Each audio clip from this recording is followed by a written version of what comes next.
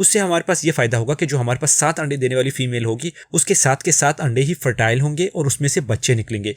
मेरे broadcast list के ऊपर एक दोस्त का मैसेज आया जो कि मुझे कहते हैं कि उनके पास एक कॉलोनी केज है जिसके अंदर 2 पेयर हैं। दोनों की एज डिफरेंट है। एक पेयर जो है वो ब्रीड के काबिल है और दूसरे पेयर की एज अभी सिर्फ और सिर्फ 7 महीने हुई है। इस कंडीशन में उसे कैसे उनसे ब्रीड लेनी चाहिए, आज की वीडियो में मैं आपको कुछ फायदे और कुछ नुकसान के बारे में बताऊंगा कि अगर हम लोग अपने बर्ड्स को सेपरेट केजेस में रखते हैं तो हमें क्या फायदा है, या फिर कॉलोनी केजेस के अंदर रखते हैं तो क्या फायदा है, किस तरह हम लोग 6 से 7 की एवरेज रख सकते हैं और कौन से तरीके से रख सकते हैं। आज की वीडियो में ये तमाम चीजें डिस्कस होंगी। अस्सलाम वालेकुम दोस्तों, मेरा नाम है बॉबी और आप देख रहे हैं बर्ड्स लवर। जैसा कि मैं आपको बता चुका हूं कि एक दोस्त का कमेंट है, उसने मुझे बताया कि उसके पास एक कॉलोनी है जिसके अंदर 2 पेयर हैं। एक की एज 7 महीने है और दूसरे की एज जो है वो तकरीबन 1 साल हो चुकी है, जो कि ब्रीड के काबिल है। मैं इस वक्त लव बर्ड्स की बात कर रहा हूं। सबसे पहले तो मैं यहाँ पे आपको बताता चलूं कि हमें कॉलोनी में फायदा क्या होता है और नुकसान क्या होता है, और इसी तरह जो हमारे पास सेपरेट केजेस होते हैं उसमें क्या फायदा और क्या नुकसान होते हैं। अगर सबसे पहले हम लोग कॉलोनी ब्रीडिंग की बेनिफिट की बात करें तो कॉलोनी केज के अंदर ये होता है कि बर्ड्स को एक नेचुरल माहौल मिलता है, जैसे कि नेचुरल में एक साथ रहते हैं, यहाँ पे भी वो एक साथ रहते हैं।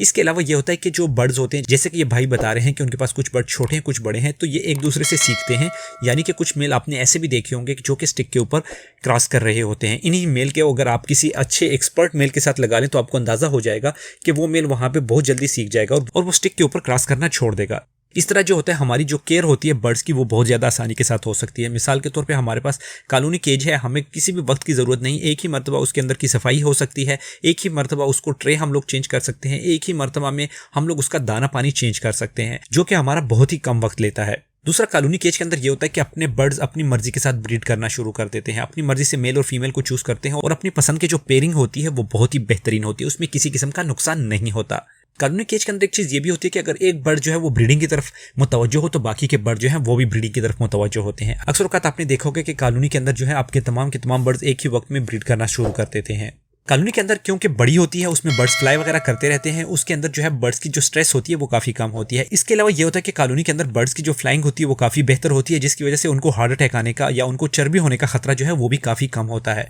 अगर हम लोग इसी के निस्बत सेपरेट केजेस के फायदे देखें तो सेपरेट केजेस में हमें मुख्तलिफ किस्म के फायदे मिलते हैं। जैसा कि सेपरेट केजेस के अंदर हम लोग अपनी मर्जी के पेयर लगा सकते हैं। मिसाल के तौर पर हम लोग एक नई चीज़ को प्रोड्यूस करना चाहते हैं या फिर हम लोग एक अच्छा एक्सपेंसिव बर्ड्स प्रोड्यूस करना चाहते हैं, तो वो सिर्फ और सिर्फ सेपरेट केजेस के अंदर ही हो सकता है, क्योंकि हम लोग अपनी मर्जी से मेल और फीमेल को लेते हैं और उन्हें एक साथ रख देते हैं और उनसे जो आने वाले बच्चे होते हैं वो बहुत ही जबरदस्त यानी कि हमारी पसंद के होते हैं। दूसरा ये होता है कि हम लोग अच्छे बर्ड्स का इंतखाब करके सेपरेट कर देते हैं जिनसे हम लोग ब्रीड लेना चाहें, या उन बर्ड्स का इंतखाब करते हैं जो कि ब्रीड के काबिल हों। जैसे कि भाई ने बताया कि उनके पास एक 7 महीने का है और एक साल का है, तो 1 साल का बर्ड जो है वो ब्रीड करे तो ठीक है, मगर अगर 7 से 8 महीने का बर्ड ब्रीड करे तो उसमें काफ़ी सारे मसाइल आ सकते हैं। इस वजह से मैं रिकमेंड करता हूँ कॉलोनी केज के बजाय सेपरेट केजेस को। जो नेक्स्ट चीज़ है वो यह है कि सेपरेट केजेस के अंदर अगर हमारा एक बर्ड बीमार होता है तो उसमें यह प्रॉब्लम नहीं हो सकती कि वो दूसरे बर्ड्स को मुंतकिल करे, वो सिर्फ और सिर्फ अपने पार्टनर तक ही महदूद रख सकता है। मगर कॉलोनी में यह होता है कि अगर बीमारी आ जाए तो तमाम के तमाम बर्ड्स जो होते हैं वो एक साथ बीमार हो सकते हैं और उससे काफ़ी ज़्यादा मसाइल हो सकते हैं। आपके तमाम के तमाम बर्ड्स की डेथ भी हो सकती है और एक ही मरतबा में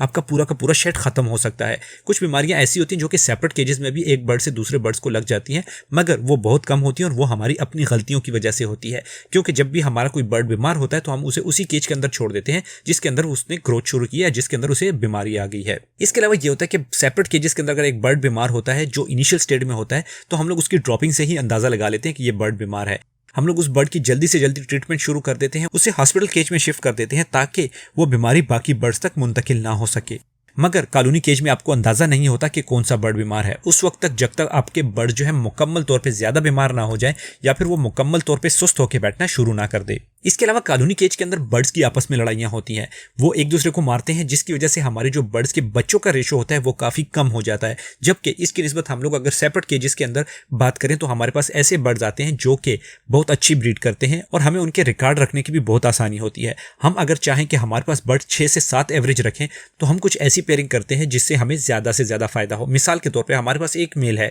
जो कि किसी भी फीमेल के साथ अगर हम लोग लगाते हैं, अगर वो फीमेल 4 अंडे देती है या 5 अंडे देती है और वो 5 के 5 फर्टाइल होती है तो इसका मतलब है कि हमारा जो मेल है वो काफी स्ट्रांग है। मगर दूसरी पेयरिंग में एक फीमेल ऐसी है जो कि 6 से 7 अंडे देती है और उसके साथ जो मेल लगा हुआ है और वो सिर्फ 1 या 2 फर्टाइल करता है, तो इसका मतलब है कि वो वाला जो मेल है वो कमज़ोर है। तो हम क्या करेंगे कि जो हमारे पास मेल होगा, जो ज़्यादा अंडे फर्टाइल कर रहा होगा, उस मेल को लेके उस फीमेल के साथ लगाएंगे जो ज़्यादा अंडे देती हो। उससे हमारे पास ये फ़ायदा होगा कि जो हमारे पास 7 अंडे देने वाली फीमेल होगी, उसके साथ के 7 अंडे ही फर्टाइल होंगे और उसमें से बच्चे निकलेंगे। इस तरह हमारे पास कुछ फीमेल्स होती हैं जो कि 6-6, 7-7 बच्चों को पाल सकती हैं, और दूसरी तरफ हमारे पास ऐसी फीमेल्स होती हैं जो कि अच्छे बच्चे तो निकाल लेती हैं मगर उन्हें पाल नहीं पाती। तो इस कंडीशन में भी ये हम सिर्फ और सिर्फ सेपरेट केजेस के अंदर कर सकते हैं कि उनके बच्चों को उठा के दूसरे बर्ड्स के नीचे रख दें। कॉलोनी केजेस में हमें इस चीज़ का अंदाज़ा बहुत मुश्किल से होता है, और स्पेशली तब जब हमारे पास बर्ड्स बहुत ज़्यादा हों। इसके अलावा जो सबसे बेस्ट चीज़ है वो यह है कि कॉलोनी केज के अंदर हमारे बर्ड्स की जो ब्लड लाइन होती है वो काफ़ी ज़्यादा वीक हो जाती है, क्योंकि भाई का बहन के साथ, माँ का बेटे के साथ और बाप का बेटे के साथ पेयर भी लग सकता है।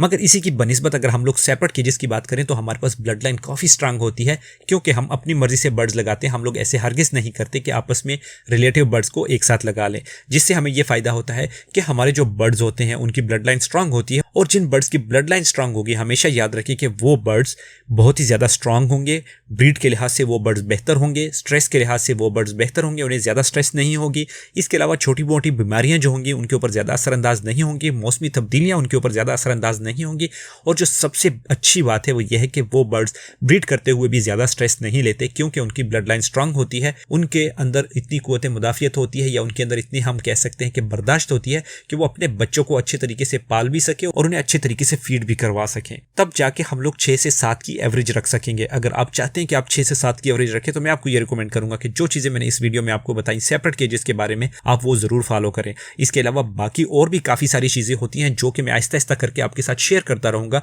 अगर आपने अभी तक मेरे चैनल को सब्सक्राइब नहीं किया तो कर लें, ताकि आपको वो वीडियो मिल सके। बाकी जो लोग मेरे ब्रॉडकास्ट लिस्ट में शामिल होना चाहते हैं, दिए गए नंबर के ऊपर अपना नाम और अपनी सिटी का नाम सिर्फ लिख के मुझे मैसेज करें, मैं आपको अपने ब्रॉडकास्ट लिस्ट में शामिल कर दूंगा। बाकी जिन दोस्तों के कोई भी क्वेश्चन हो तो कमेंट्स बॉक्स में मुझे जरूर बताएं, मैं कोशिश करूंगा कि उसके ऊपर वीडियो बना सकूं। बाकी मिलते हैं अगली वीडियो में, तब तक के लिए अल्लाह हाफिज।